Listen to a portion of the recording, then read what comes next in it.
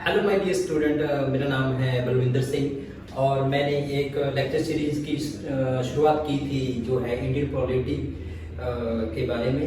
तो आज हम उसी को कंटिन्यू करेंगे। मैंने आपको पहले लेसन में पढ़ाया था रेगुलेटिंग एक्ट के बारे में। उससे पहले मैंने आपको बताया था कि कैसे कंपनी यहाँ पर एज अ ट्रेडर यहाँ पर पहले आती है, उसके बाद अपने आप को यहाँ पर पॉलिटिकल पावर के रूप में इस्टेब्लिश कर लेती है। तो उसके बाद फिर कंपनी के जो भी गतिविधियां होती हैं उनमें किसी प्रकार की बहुत प्रकार की गड़बड़ देखी जाती है, जिसके कारण रेगुलेटिंग एक्ट आता है 1774 में। तो रेगुलेटिंग एक्ट की जो कमियां रह जाती हैं उनको दूर करने के लिए फिर 1784 में पिट्स इंडिया एक्ट आता है 1784 में। तो इस एक्ट में जो भी प्रोविजंस हैं और उनके बारे में आज हम पढ़ेंगे। इसके अलावा एक्ट ऑफ 1786 के बारे में भी हम पढ़ेंगे। फिर 1793 में जो एक एक्ट आता है उसके बारे में, फिर जो एक एक्ट होता है 1813 का, इसके बारे में भी हम आज जानकारी हासिल करेंगे। तो हम स्टार्ट करते हैं पिट्स इंडिया एक्ट से। तो जैसे मैंने आपको पहले बताया था कि पहले सेक्रेटरी ऑफ स्टेट और चांसलर ऑफ एक्सचेकर जो ब्रिटिश कैबिनेट के मेंबर हुआ करते थे उनको अपॉइंट कर दिया जाता है कंपनी की गतिविधियों को देखने के लिए, उनको ऑडिट करने के लिए। तो इसको आगे जाके इसको एक्सपेंड कर दिया जाता है और एक्सपेंड करके इसके 6 मेंबर बना दिए जाते हैं। इसमें 2 मेंबर तो वो पहले से ही जो मेंबर है थे chancellor of exchequer, chancellor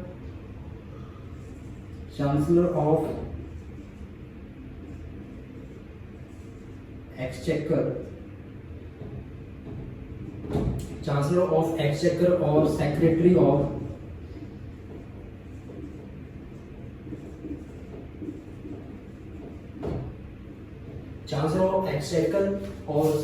of state, ये 2 मेंबर और होते हैं और इसके साथ 4 मेंबर प्रिवी काउंसिल से लिए जाते हैं। तो ये एक 6 मेंबर की एक और बॉडी का निर्माण किया जाता है जिसका काम सिर्फ जो भी ईस्ट इंडिया कंपनी की मिलिट्री रिलेटेड, रेवेन्यू रिलेटेड और एडमिनिस्ट्रेशन को लेकर जो भी गतिविधियां होंगी उनको ये देखेगी। और कोड ऑफ डायरेक्टर जिसका काम अब सिर्फ व्यापार जो भी व्यापार के रिलेटेड या ट्रेड के रिलेटेड जो भी गतिविधियां होगी उनको देखने के लिए कोड ऑफ डायरेक्टर एक सेपरेट बॉडी बन जाती है। तो आप देखोगे कि पिट्स इंडिया एक्ट से ड्यूल सिस्टम की शुरुआत हो जाती है। ड्यूल सिस्टम, एक बोर्ड ऑफ कंट्रोल और कोड ऑफ डायरेक्टर, ये प्रोविजन इंग्लैंड में होती है। और दूसरी तरफ हम देखेंगे कि इस एक्ट के द्वारा भारत में क्या प्रोविजन होती है। कोड ऑफ डायरेक्टर के 24 मेंबर होते हैं। कोड ऑफ डायरेक्टर और कोड ऑफ प्रोप्राइटर ये 2 संस्थाएं थी। कोड ऑफ डायरेक्टर वो व्यक्ति हुआ करते थे, वो डायरेक्टर हुआ करते थे इस संस्था में जिनके पास कंपनी के सबसे ज्यादा शेयर हुआ करते थे। इसके अलावा कोड ऑफ प्रोप्राइटर वो संस्था थी जिसमें सारे शेयर होल्डर होते थे ईस्ट इंडिया कंपनी के। तो कोड ऑफ प्रोप्राइटर और कोड ऑफ डायरेक्टर ये मतलब ट्रेड से रिलेटेड थी, मतलब उस जो कोड ऑफ डायरेक्टर इसी में से बना था, कोड ऑफ प्रोप्राइटर में से। इसके अलावा जो इंडिया में इसके प्रोविजन होते हैं, इंडिया में क्या प्रोविजन होते हैं, जो पहले क्या हुआ था कि इसके 4 मेंबर हुआ करते थे, एग्जीक्यूटिव काउंसिल के 4 मेंबर हुआ करते थे, उनकी संख्या को कम कर दिया जाता है और उनकी संख्या को 3 कर दिया जाता है। इस 3 संख्या करने का क्या कारण था, क्योंकि पहले 4 मेंबर हुआ करते थे और वो जो गवर्नर थे, बंगाल के गवर्नर जनरल हुआ करते थे, उनके कामकाज को ये प्रभावित कर रहे थे। और इसके अलावा जो गवर्नर जनरल थे उनके पास किसी प्रकार की कोई वीटो या ओवरराइडिंग पावर नहीं थी, जिसके कारण इन 4 मेंबर और गवर्नर जनरल ऑफ बंगाल के बीच कॉन्फ्लिक्ट बना रहता था। इसलिए इस कॉन्फ्लिक्ट को दूर करने के लिए जो 4 मेंबर थे उनकी संख्या को 3 कर दिया जाता है। 3 करने का अर्थ ये हुआ, और मान लीजिए किसी मुद्दे को लेकर 2 मेंबर किसी मुद्दे के पक्ष में है और 2 मेंबर उसके विपक्ष में है। मान लीजिए एक मेंबर गवर्नर जनरल को साथ दे रहा है और जिसके कारण वो दो मेंबर की समर्थन सपोर्ट हो जाती है, और दूसरी तरफ जो इसका किसी मैटर का जो अगेंस्ट है वो भी दो हैं। तो आप देखोगे कि दो दो से टाई हो जाती है। और इसके साथ गवर्नर जनरल को कास्टिंग वोट पहले से ही थी।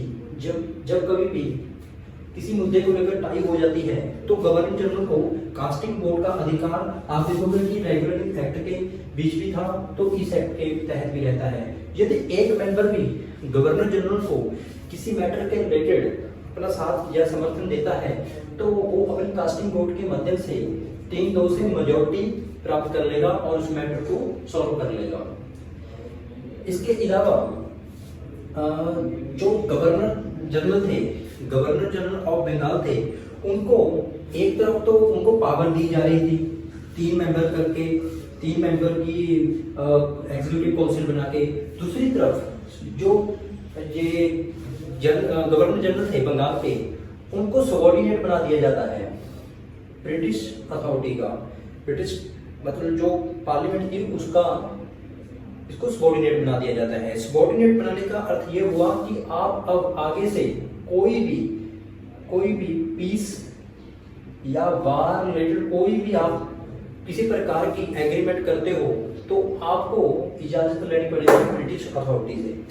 तो आप देख सकते हो कि ईस्ट इंडिया कंपनी के द्वारा पहले तो डायरेक्ट रूप से जो आप देखोगे बोर्ड ऑफ कंट्रोल के द्वारा कंपनी पे शिकंजा कसा गया, दूसरी तरफ जो गवर्नर जनरल थे उनको सबऑर्डिनेट बना दिया गया।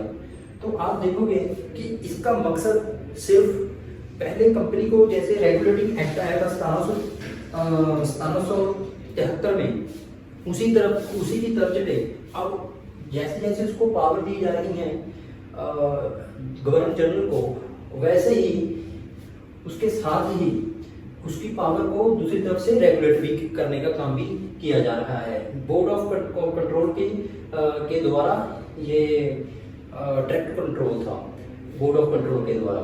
और पहली बार ये कहा गया कि ब्रिटिश ईस्ट इंडिया कंपनी में जो भी टेरिटरी है, जो भी उसने एक्वायर की हुई है भारत में, उस टेरिटरी को पहली बार ब्रिटिश पोजेशन के अंडर टेरिटरी बोला गया। यानी कि पहले बार उसको ब्रिटिश अधिपत्य का क्षेत्र बोला गया।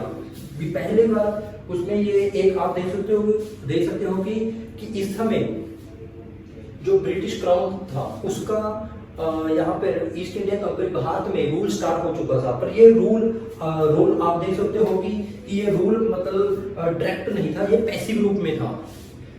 इसके अलावा जो मद्रास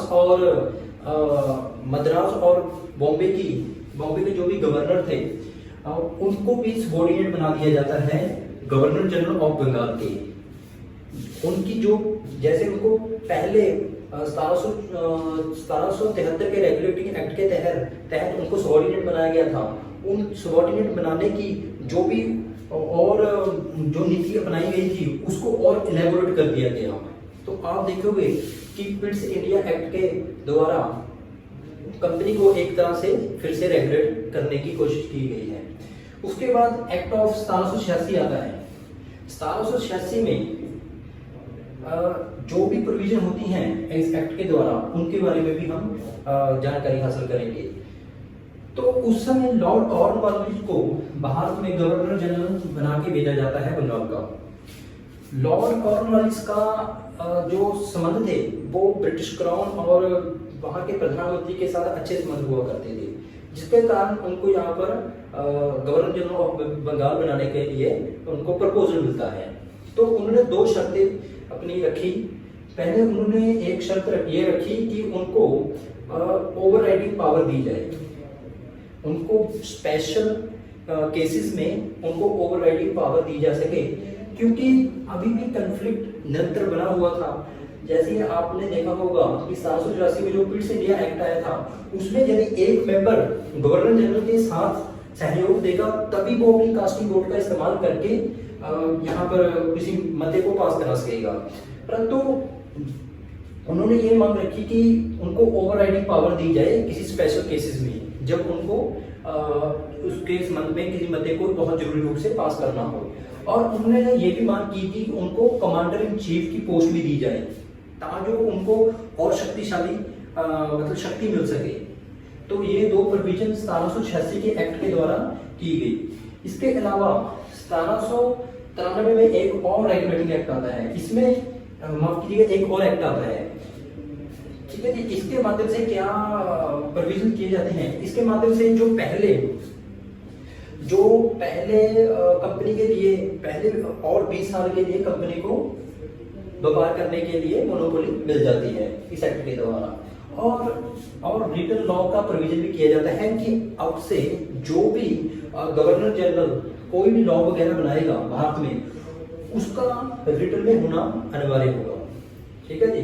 इसके अलावा जो सैलरी थी बोर्ड ऑफ कंट्रोल के मेंबर्स को मिला करती थी, उसको भारतीय रेवेन्यू से देने की शुरुआत की गई। कि पहले बोर्ड ऑफ कंट्रोल जो भी वो कैबिनेट मिनिस्टर थे और प्रिवी काउंसिल के 4 मेंबर थे, इसको सामूहिक रूप से बोर्ड ऑफ कंट्रोल कहा गया।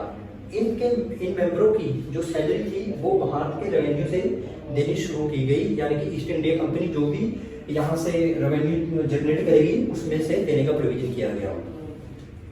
इसके बाद आप देखोगे 1793 से लेकर 1813 20 साल में इंग्लैंड और भारत में बहुत ज्यादा आप देख सकोगे कि तब्दीली आ जाती है, बहुत सारे चेंजेस आ जाते हैं। आप देखोगे कि 1813 में जब ये एक्ट आने वाला था, जो इस एक्ट को जब लाया गया, इसके क्या कारण थे? क्योंकि उस समय बहुत ज्यादा अवेयरनेस आ चुकी थी इंग्लैंड में।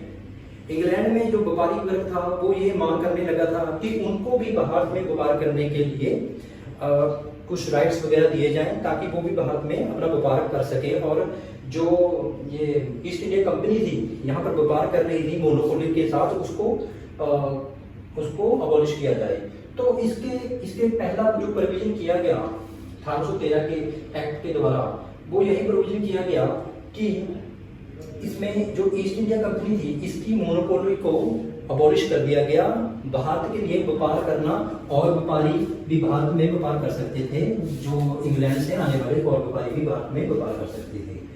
और इसके अलावा क्रिश्चियन मिशनरीज जो क्रिश्चियन धर्म को प्रोपोगेट करते थे, उसको मतलब लोगों तक फैलाने का, लोगों तक उसको प्रचार करने का अधिकार भारत में उसको भी दे दिया गया। इसका मुख्य कारण ये था कि भारतीयों में जो भी अंग्रेजों का धर्म है उसके प्रति जागरूक किया जाए, उनको क्रिश्चियन धर्म में कन्वर्ट किया जाए। आप देखोगे कि इसी समय में बहुत सारे कॉन्वेंट स्कूल भी भारत में खुलने की शुरुआत हो जाती है। इसके अलावा 1 लाख रुपए यहाँ पर भारत में देने की शुरुआत हो जाती है एजुकेशन के लिए। तो इस एजुकेशन सिस्टम में 1 लाख रुपए एनुअल देने का कारण भी मुख्य रूप से यही रहता है कि किसी न किसी रूप में भारतीय हैं उनको जो अंग्रेजी एजुकेशन दी जाए, उनको एजुकेशन इस प्रकार दी जाए कि वो जो भी इंग्लिश के ब्रिटिशर्स के जो भी इंटरेस्ट है उनको फुलफिल करने में उनकी मदद करें। तो जो ऐसे भारतीय हों जो देखने में तो भारतीय हों पर वो अपनी सोच से ब्रिटिशर्स हों, ठीक है जी। तो इसके अलावा जो भी रेजिडेंट्स थे इंग्लैंड के, जो भारत में आना चाहते थे, यहाँ पर रहकर अपना सेटलमेंट यहाँ पर होना चाहते थे, सेटल होना चाहते थे भारत में, उनको भी इसके एक्ट के द्वारा यहाँ पर परमिशन दे दी जाती है। तो आप देखोगे कि ये 1813 का एक्ट बहुत सिग्निफिकेंट रखता है हिस्ट्री में ईस्ट इंडिया कंपनी के, क्योंकि इसके द्वारा जो मोनोपोली थी उसको अबॉलिश कर दिया जाता है। अब ईस्ट इंडिया कंपनी सिर्फ चाय का और चाइना के साथ ट्रेड 2 ही क्षेत्रों में उसको मोनोपोली दी जाती है, बाकी क्षेत्र और ब्रिटिश जो भी व्यापारी होते हैं उनके लिए यहाँ पर खोल दी जाती है। भारत की अर्थव्यवस्था वो भी यहाँ पर व्यापार कर सकेंगे। तो उम्मीद करता हूँ आपको ये एक्ट्स वगैरह जो भी ब्रिटिशर ने यहाँ पर पास किए थे उस समय आपको अच्छी तरह से समझ आ गए हैं। और आपको यदि इन एक्ट्स में कोई भी और दिक्कत हो आप मुझे कमेंट करके बता सकते हैं, मैं आपके कमेंट्स का रिप्लाई जरूर करूंगा। आप सभी का धन्यवाद। मिलते हैं हमारे अगले लेसन में, तब तक के लिए आप सभी को बलविंदर सिंह की तरफ से नमस्कार।